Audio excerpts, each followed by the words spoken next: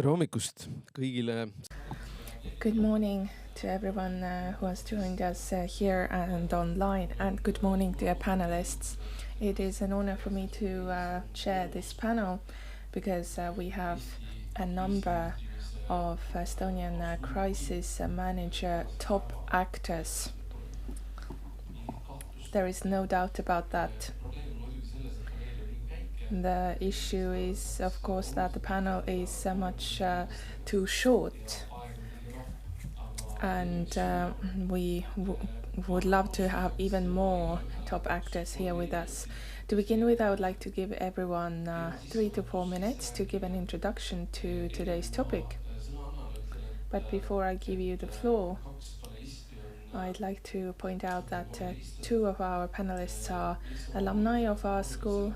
And why this matters is because, as the rector said, security starts from school by and large.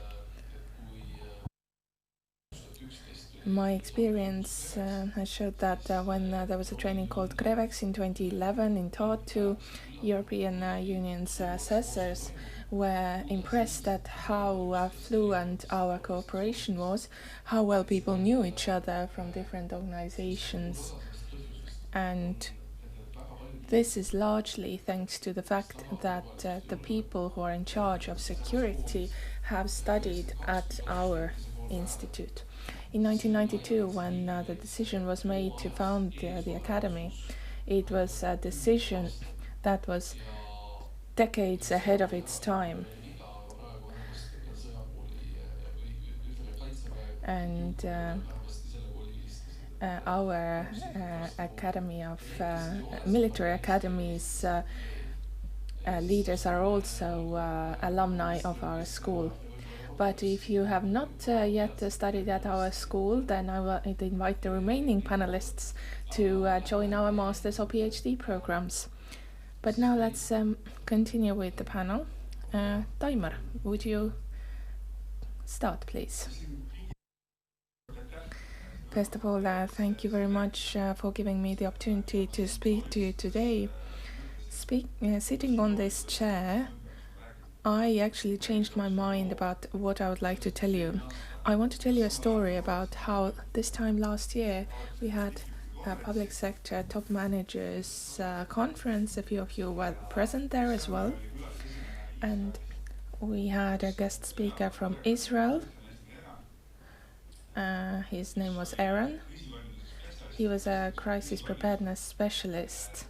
We focused on crisis preparedness at this conference, and he talked about the entire society's preparedness. He lives next to the Gaza border in Israel, and he talked about individuals, the community, the state, what each party needs to do in order to be prepared for a crisis, living near Gaza. And this morning I found out that he is still alive, and he's alive because of what he was talking about. 15 people in his village were killed, but he practices what he was telling us. And this is a wonderful example.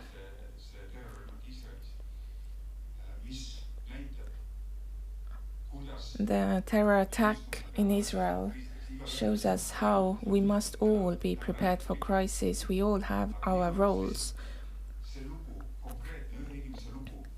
This story told by one man exemplified it to me, what the world has become. Yes, we are not threatened by such scenarios as those that threaten people in the Gaza sector. But there are situations where connections have been broken, where the society is under attack, and therefore we must be prepared as individuals, as a state, in order to carry on functioning. So this is a success story that I wanted to share with you from Israel. Thank you, Mati. Thank you and good morning. First, I would like to congratulate the Estonian Academy of Security Sciences. It is a historic date, and Kuno has already talked about the importance of the Academy and its collaboration. It is a building where one of the cornerstones of civil protection is laid. First, I'd like to talk about what the panel is called the Era of Crises. Indeed, the situation has changed in Estonia, and this change has laid a foundation to the fact that the state understands the importance of civil protection. There have always been wars and natural disasters in the world, but they've been far away from us on other continents. For us, they have been a mere piece in the news.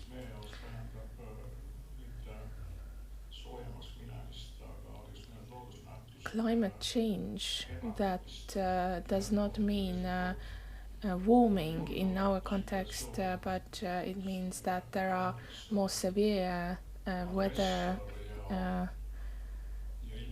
situations. There is also the issue of security. We live next to an aggressor, and this is a long-term situation.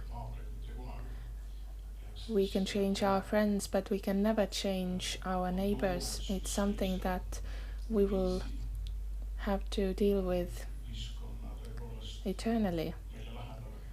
Indeed, this has brought the societal crisis close to us, but fortunately we have prepared for it, and today will also give us the opportunity to deal with this. And a few more theoretical concepts. Civil protection and broad-scale national security, are they the same thing? Is civil protection part of national security? Well, in fact, civil protection is a broader term. In broad-scale national security, civil protection plays a very important role. So neither is part of the other, but there is an important overlap. And secondly, it is important. It is easy to think that it is easy to lead the society in a triangular form where there is a leader and everyone else is below them. But in terms of civil protection, it's more like a trapeze shape where we have a plateau at the top, and it shows that cooperation is the only way. In the crisis context, we are talking a lot about preparedness at the moment, but what's lacking is that when an actual crisis occurs, crisis management begins. But in these situations, unexpected issues may arise at any point.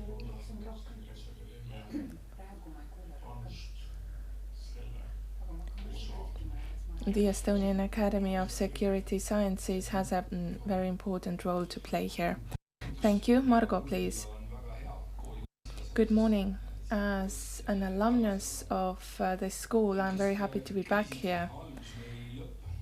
The era of crisis, the beginning or the end, you asked. I believe that we are somewhere in the middle. I do hope that the end is not here yet. But Mati already mentioned a few of the most important things that I would also have highlighted. in regards security and climate change. These two topics immediately remind me of the literary figure of Master and Margarita by Bulgakov. There is a moment when Anushka has already bought sunflower oil and already dropped it. This is an example of direction, that there are already some things that have happened, we can't do anything about these, and we must deal with what happens next. In the book, they don't do anything about this situation, but we are still at the point in the world where there are enough people that can change something, that can make systems work the other way around. If we look at the crises that we are faced with in Estonia, which are affecting us more and more, we can change, if not what's already happening, but we can change consequences. We have learned from Israel in the past, and we will continue to do so. When it comes to civil protection, we are also learning a lot from other countries, especially Ukraine today. And we understand that we have not been thinking in the wrong way. Instead, we have been leaving some things undone. And the discussions we've had in the past 10 years, ever since the war between Russia and Georgia, and when Russia attacked Ukraine for the first time, then we started talking about civil protection, but for the first 8 years we talked about what is civil protection. And I heard people focusing on this question alone.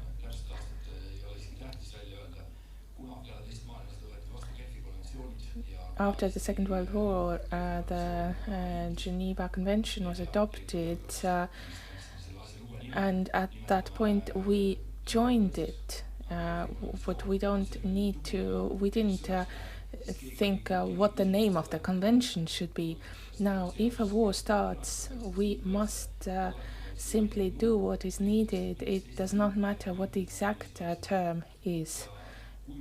The question is whether we are able to protect our people or not, and if we are not, then we have failed as a state. I know that today we are better prepared than we were 2 years ago, and in 2 years we'll be better prepared than we are today. Will it be easy?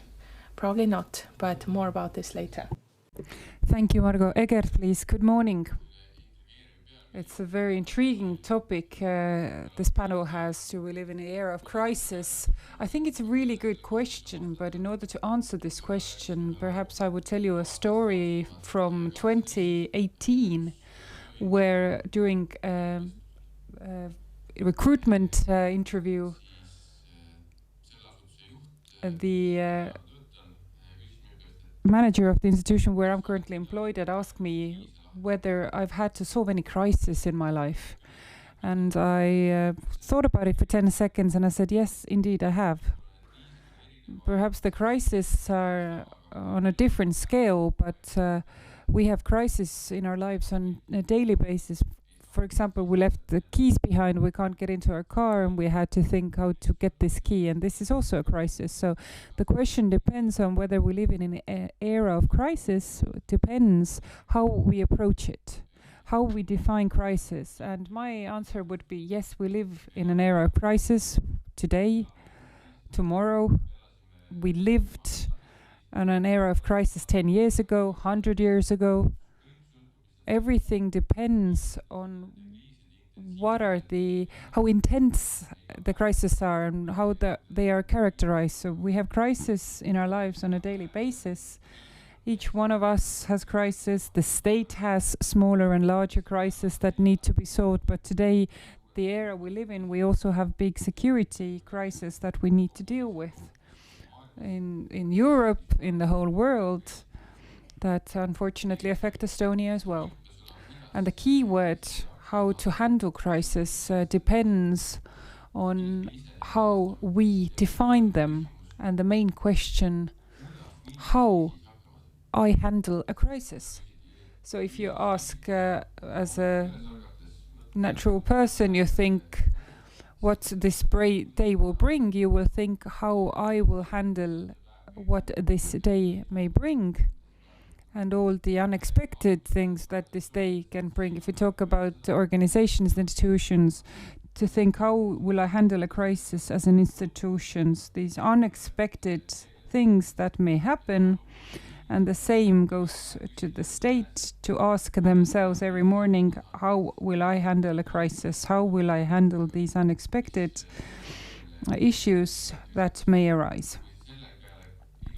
And if you think about this on a daily basis, if you think through these activities to do, then handling crisis will be much easier. They will always be unaccepted because these are always unexpected, but if you thinking through them is the process that makes reacting to them much easier.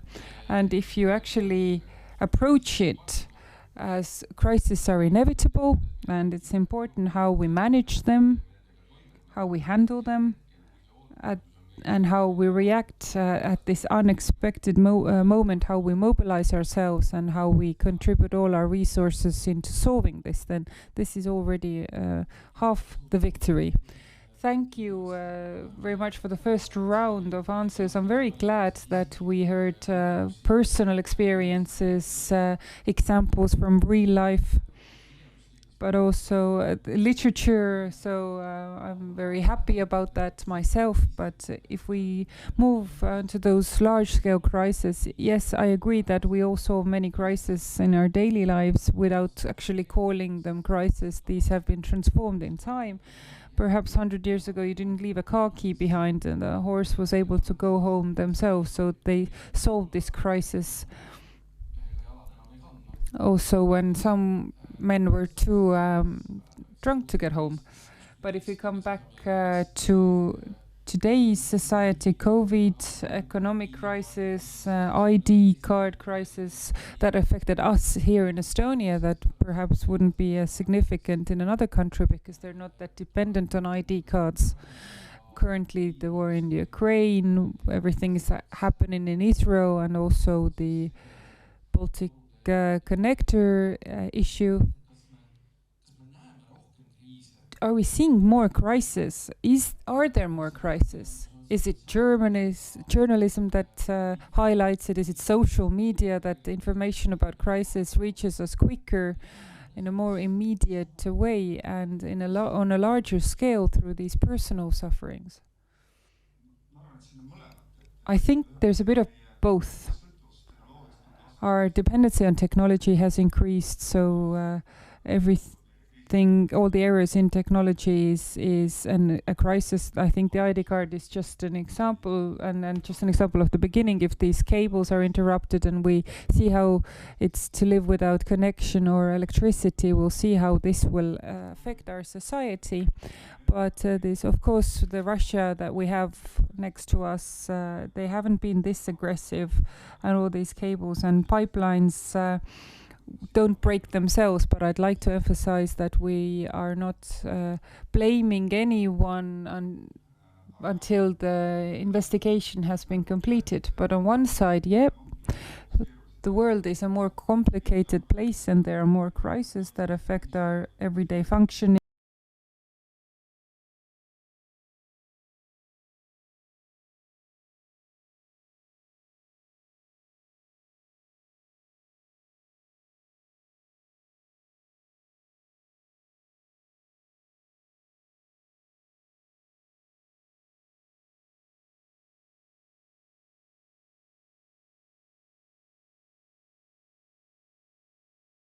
That other stakeholders in their country and also globally. Maiti, you come from Africa.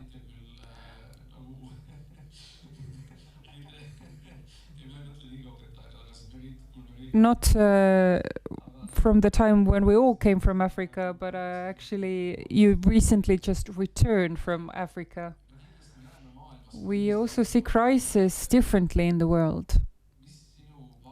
From your point of view, how is the situation in Africa? How do they see crisis there? Are they considered equally significant, and how are they solved? Yes, I've been honored to be the UN Crisis Assessment Coordination Team member for the last 23 years. And indeed, last year I was in Zambia, where there was a mission in order to assess crisis capabilities. And indeed, as I said, these crises have been in the world, have existed all the time. And if we come back to Estonia, then this understanding risks has changed here. It's more realistic now. So that's one side, and this is through security and everything that's happening in the world. And the other side is the understanding that security risks are not only military activities, it's also vital services being interrupted, ecocides, there's more to it. But in Africa, yes, crises are acknowledged. And an interesting part and part of a lifelong training is that we need to go and see how others have designed their networks. So perhaps a couple of ideas that I had, the whole concept and legislation must be worked through and developed by yourselves, including external experts, does not provide such a sustainable development so that everything would be on paper. Secondly, on a positive side, the crisis committee system, they had many more levels than here in Estonia. They also had a community crisis committee that where both population businessmen were represented. It was electable, and also it was functioning on a community level. So there are lots of ideas and thoughts in the world. And according to the opportunities, all societies will adapt to risks and will then solve them based on their capabilities. So that's the case in Africa, but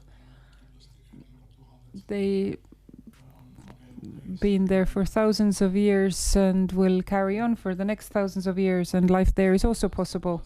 Thank you. About 10 years ago, we had a survey that focused on what people are doing in case of an accident or a crisis, like a fire or something like that. And the answers were that in the cities, Estonians living in the cities phoned the rescue number 112 and waited for help.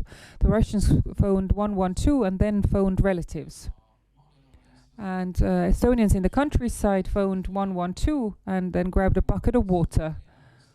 And as we heard from previous speeches, the crisis and civil protection context, the preparedness according to service has gone down a bit. So, Margo, how to promote this civil protection more if all surveys show that it's going down and people are actually helpless and are expecting others to help in the society? I think that they're not actually really going down. So the things that we want to change quicker, so behavioral changes, so that people are actually have done something in their own homes. So this part is stagnant. People have not realized that I should actually do something. But what has improved is that people, based on what's happening in the Ukraine and hearing and seeing what's happening, they are thinking about these things more. And at least the media has published enough so that people are actually thinking of crisis, how to change it. If I say from a behavioral point of view, this does work in stages, and we can say that it's unfortunately will take time. It will take more time than we'd like to, and if we'd like really fast changes, then we need to cut through further cables so that everyone would understand that this is the moment, because people will only change their behavior if the need for that is urgent. So I believe that unfortunately the changes just don't happen as quickly as we wanted. We could have a new law, we would add new things to the law, and we start checking new things. So this way you can implement changes quicker, but otherwise life will just run its course. But how to take this knowledge to the political figureheads or the states, or this collective awareness? So if we take these gas pipelines, the same cable.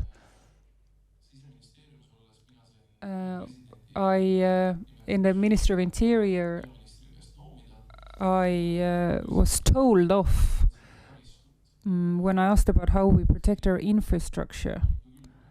And apparently I was causing panic, and that will never happen. So how to take this to civil protection level so that we would think about these things. We would think about the unthinkable, or we would think about the impossible. But this is actually the part where every one of us should think, how will I cope with these things? And it's a change in concept from a survival point of view and capabilities point of view. So I know we put a lot of emphasis on if a service is down, then how will we restore this service very quickly? And it's a very important part, but at the same time we should also think, what will I do if this service will not be restored? We're working hard to have electricity back, but what will I do when electricity will not be back? So this is the most important part about the whole thing. If you have the security that you will manage also if the things you're used to are not restored, then it's significantly easier to focus on everything else, to restoration of it, because you won't have any unexpected blows from left and right. And my recommendation to everyone is that if I should give a young crisis manager or someone some recommendations on how to start with all of this, then a simple recommendation is that start from smaller things, think through the smaller items, but take all the bright people around you, have a little brainstorm regarding what is the worst thing that can happen to you. The same story, perhaps, let the same bright people around you figure out, if you talk about organizations or the state, what are the things where you can be, where you're most vulnerable. And if you think about these things that they cannot be eliminated, for example, these impacts, then the first thing is, how will I cope if I'm without these services, if I don't have these capabilities anymore, if I don't handle this anymore and I don't have the support anymore, then how will I continue functioning? And this is a basic principle that should be rooted in every household.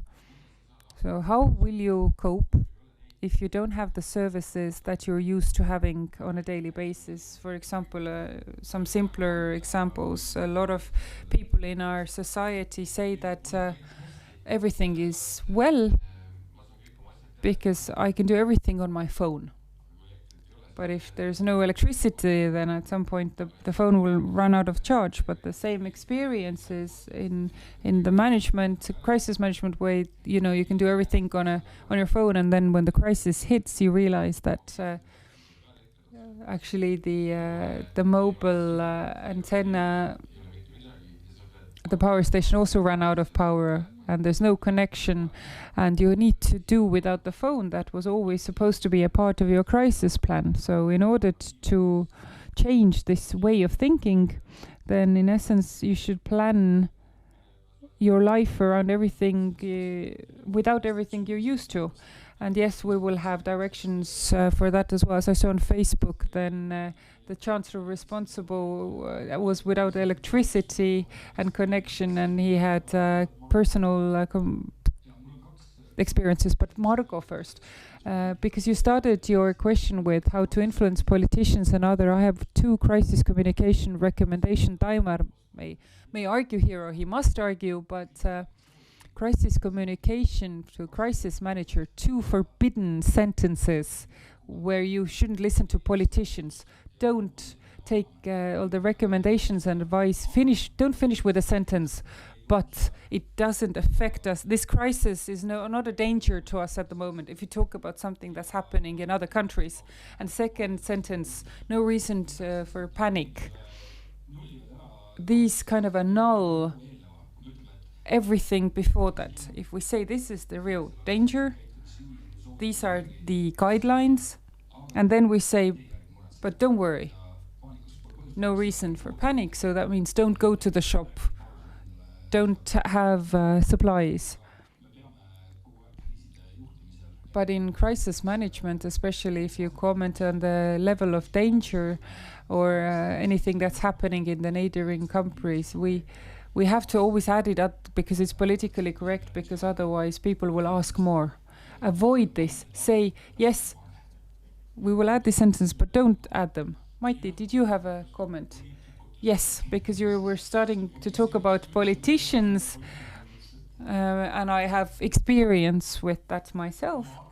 Then I believe that on a political level, this problem has been understood. The question is about priorities. However, on a practical level, if we consider the parliament and different fields for education, for cultural and state security and civil protection, is actually left or dropped on this kind of parliament level. There's no one to carry it on a parliament level, which actually led me to a practical thought that it's time to have a civil protection support group in the parliament. That was already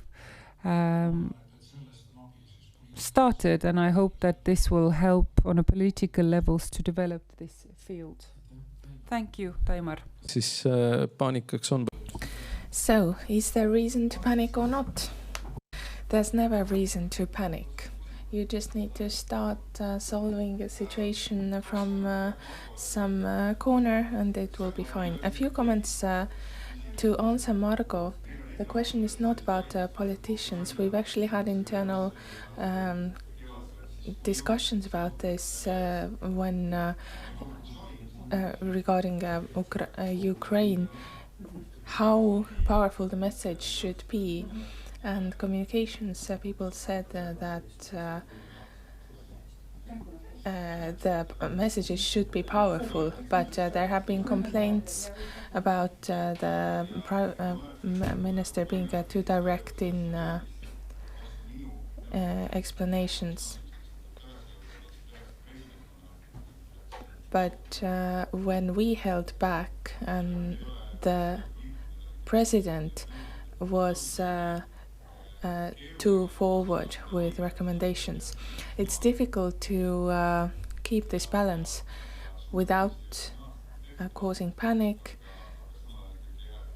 and at the same time motivating people to do something, to take reasonable action, to be prepared for possible crisis. But when politicians were mentioned, well, we have current and former politicians and more politicians perhaps online. To share my experience, I would say that it's very important to engage politicians because they largely lead the solving of a crisis, and they decide the allocation of resources. For me, the first time that all my applications for funding were met was during the ID card crisis. And this, I believe, shows that the world of politicians looks at political theories which are forward-thinking a couple of years looking ahead. Regarding state level, there is less forward thinking. So it has to be an acute thing to deal with. If there is a crisis, then the topic is acute, but if there isn't a crisis, any preparations must happen through trainings. But it's important to have plans drawn up somewhere in the drawer. For instance, if a crisis begins, such as a health crisis, and politicians know that they don't want people to die because there is no more access to hospitals and people are dying of COVID, it's important to have the plans there ready to go if ever necessary. So in order to get funding, we need a good crisis. Is that your recommendation? Is that something to pick up? You must use a good crisis.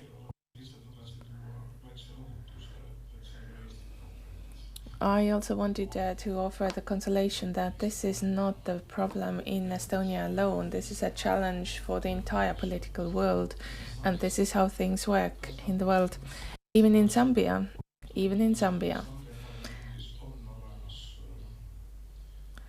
I must admit that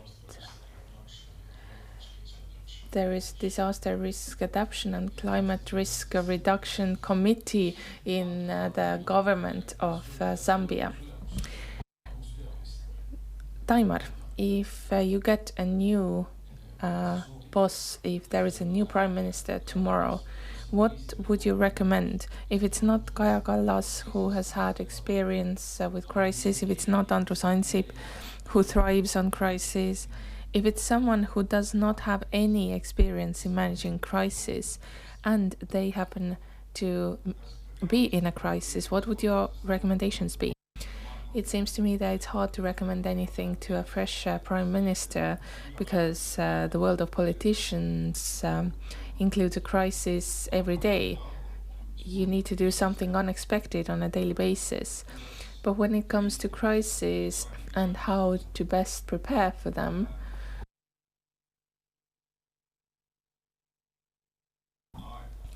I would say that it's difficult to give recommendations to a prime minister because they do not have time and they are not learning actively. They are just learning through experience, so they do not have any time for planning. But to a beginner crisis manager in general, I would recommend to take time to think things through. Think which risks threaten you and what you need to do in order to maintain your service, or how to prioritize things so that this service is not even needed. Think things through and make a plan. Having a plan is the most important thing. If you have thought through what is threatening you and you know what the activities are that you need to do, practice these actions, and this will give you the certainty that you will be able to face a crisis. I think having a plan truly is what matters the most If a new prime minister does take office and we are faced with yet another crisis, we've had quite a few recently, then you need to think clearly and set your goals at the beginning of the crisis. Decide what it is that you want to achieve. Make sure that people survive, or make sure that ID cards survive. If you have these goals, it's easier to set interim goals and to make agreements with other parties. Egert? I would like to second Taimar here. Plan truly is what matters the most. If a crisis occurs, the plan, of course, will go out of the window. You cannot follow the plan 100%, but the process of planning, having the plan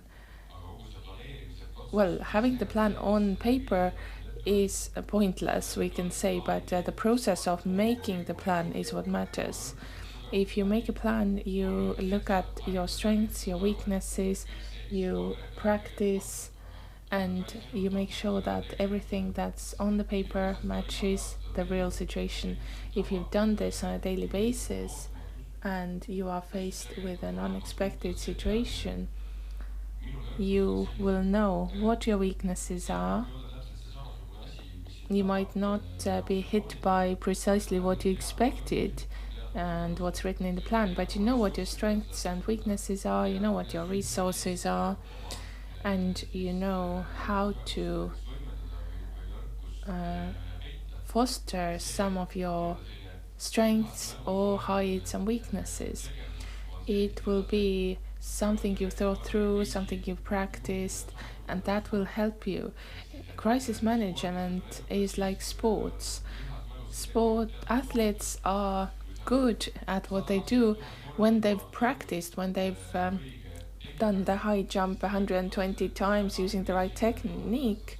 Then the 121st time will go in the same way. And it's the same thing with crisis. If it's in your body, if you know what to do, you know how to use the knowledge that you have flexibly, I would argue that crisis management is much easier. So a plan is important just to feel that you've already thought about this kind of situation.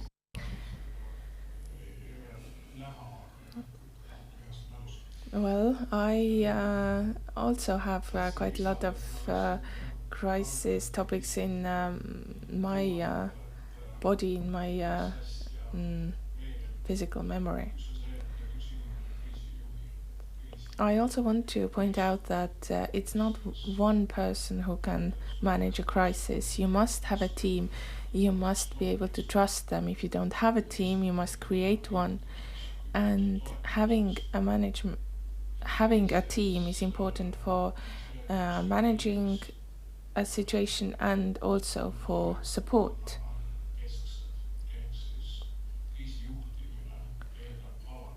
Furthermore, crisis management always has the prerequisite that there is cooperation between different authorities, the state, the local government. These things tend to be described in plans, but the synergy is only truly created in an actual crisis situation. Of course, you must prepare for it, but cooperation really is the key. Don't think that one person can manage a crisis. It is teamwork. And don't think that your organization can manage a crisis. Again, it's cooperation with others.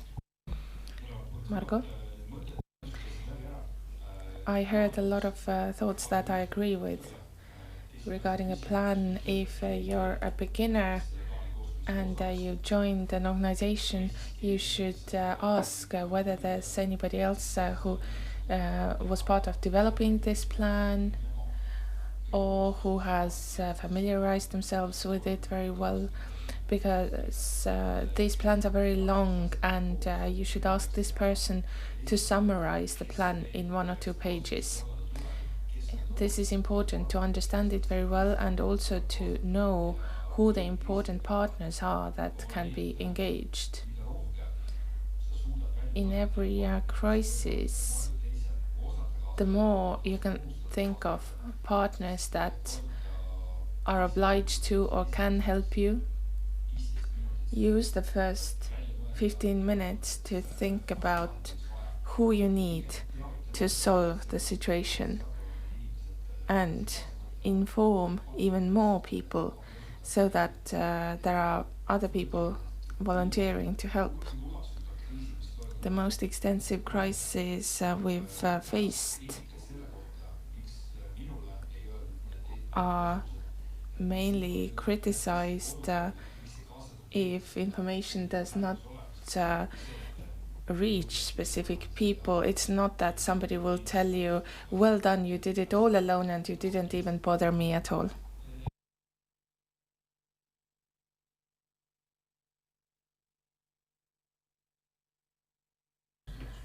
Taimar, when will the law of preparedness be ready? Tähtaega, we have the deadline of November. The legislation is nearly ready, and we still need to finalize some plans, but we still have some discussions that are ongoing. When we started this journey, I consulted with Mati, and he said that it will be most difficult to find common terminology, and we will get back to this in the end. I don't know about other countries' experience, but in Estonia we don't have the capacity of thinking in abstract ways, at least at authority level. If we start from a general and we go to the more specific, then, well, Americans do say that the devil is in the detail, and the same applies to us. In the last stages, we are faced with with some of the most difficult issues, and also the question which crises are more important, at which point will military threat prevail over others. We have already experienced the fact that several crises can happen at the same time, and this is what we started working on with this legislation, but now we are still left with some details to figure out. I hope that by the end of this year we can get this to the government's table, and we can agree on the principles. Regarding the government, I don't know what the prediction would be. It's in the nature of Estonians that the best part of the party is the time we're about to leave, and the same probably applies for legislation. And another, regarding practical crisis, laws have never helped to solve any active crisis, and we have solved all crises based on a prepared regulation, because each crisis gives us so many lessons, and it lasts for so long that we have time to add them to current legislations. And we know that we've already managed to have decades of experience based on certain legal acts and proposals. And based on a proposal now on draft regulations, especially regarding implementation of measures, we need to be very compliant with the law then. And what is an important part for a crisis manager in solving crisis is this kind of thinking outside the box. Each crisis is different to the last one. The world is not prepared for it. Laws are not prepared for it. We need to think outside the box. We need to be bold with interpretations. We need to go further. We need to step out legal frameworks. Thank you. Egert.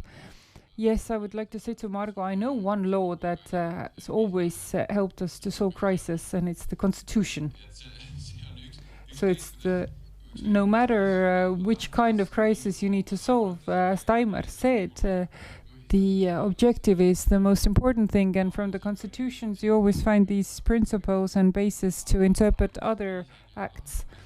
But one of the important keywords is that plans obviously are important, but capabilities to learn from past so that you will take some knowledge with you, and therefore this preparedness is important because we learn from the past and we make the necessary changes. It's like a plan that is not in place in cases of crisis. So Taimar, quick comment and then we'll take a question from the room. I thought you were going to say the Public Law Act, which would have applied for COVID, but also the tank in Narva case, but this was something that helped us back then. So if we'll take a question from the room now. Any questions? Yes, we have, please. Rain Jung from Pärnu Municipal Government.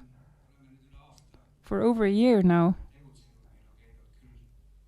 we have been active. We have had a security research center, state supply centers, Riho Terras, and many other people have visited us. And I have noticed that there's a concern that the fish goes off from the head side. And you were talking about that this crisis needs to be managed by institutions. So we had a committee where we had the rescue board and the police and border guard board. Then I have to admit, when I asked the question, who is the chief?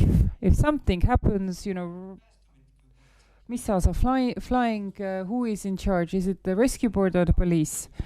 And they started arguing with each other. One said that they have more legal powers than the other. And this brings me to my question. If missiles start flying, who is the one that will be in charge, that will tell, you know, the military what to do, the police what to do, the medical staff what to do? Who will be in charge? Thank you. Mati. Yes, I come back to geometry. No one will, because civil security crisis regulation is not a pyramid, it's not a triangle, it's a trapeze. So in this cooperation creates the actions. These are pre-planned, pre-practiced, pre-rehearsed, but to find a man on a white horse in a crisis leads to failure. So cooperation, and very good that it was considered in the committee, and hopefully you'll find good common solutions. So there is a trapeze also on the local government level. But as missiles were mentioned, I agree with Mati 100%, but the principle is that if there's a situation of war, then war protection or military protection, we need to see to what extent. Where we have the defense forces, then their leader prevails, or a NATO general, if it's been passed, if the authorities have been passed on. But we see with Ukraine that in the back we need to protect people, and then we have civil organizations who are in charge of the crisis that are happening there, not in the front line. There are parallel crises, and we actually haven't agreed on a chief. And as Mati said, this makes sense that these things would be done in cooperation.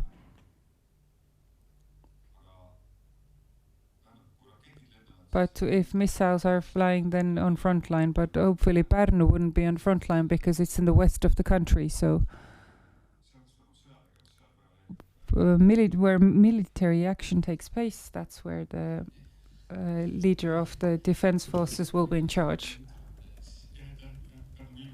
Mighty, you wanted to yes, the last war in Pärnu was to do with Sprat.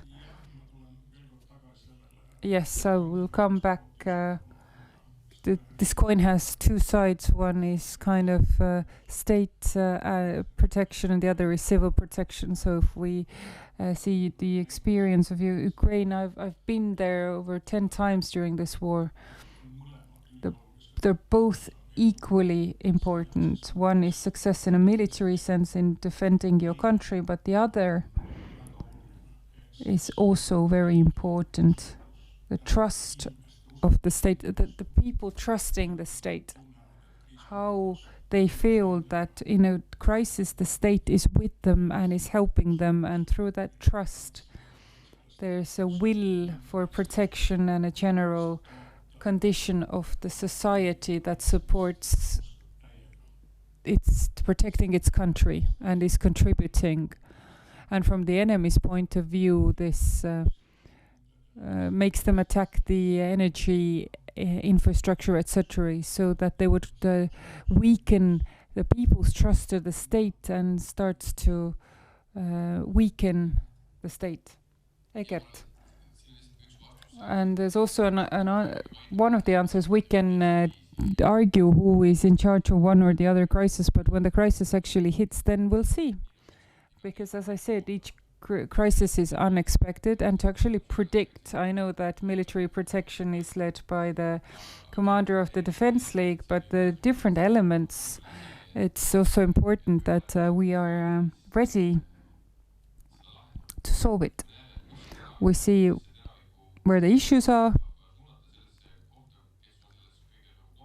and then we can direct these issues based on who is most competent in solving them, but we need to do it together.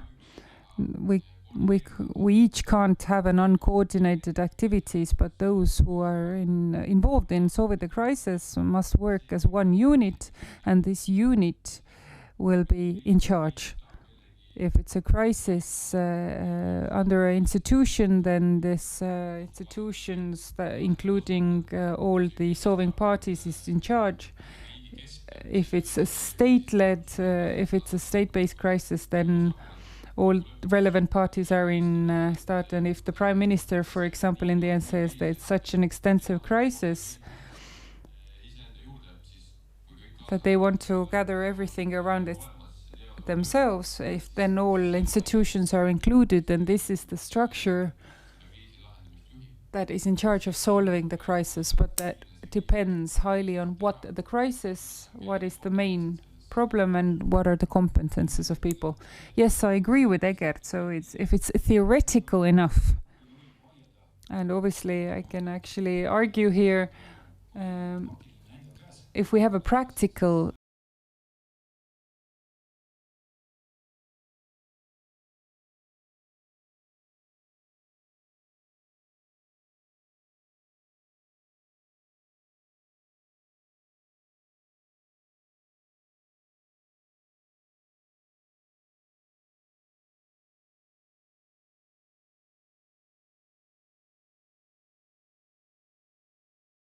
have gained through these arguments and disputes and plans and trainings, then we could find the best measure.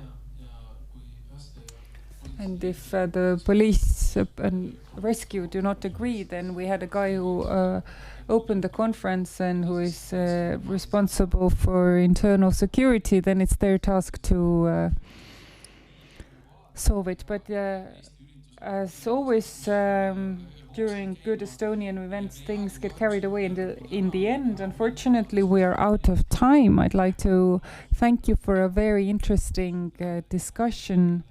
Thank you to all of you, and hopefully we'll all have easy crisis.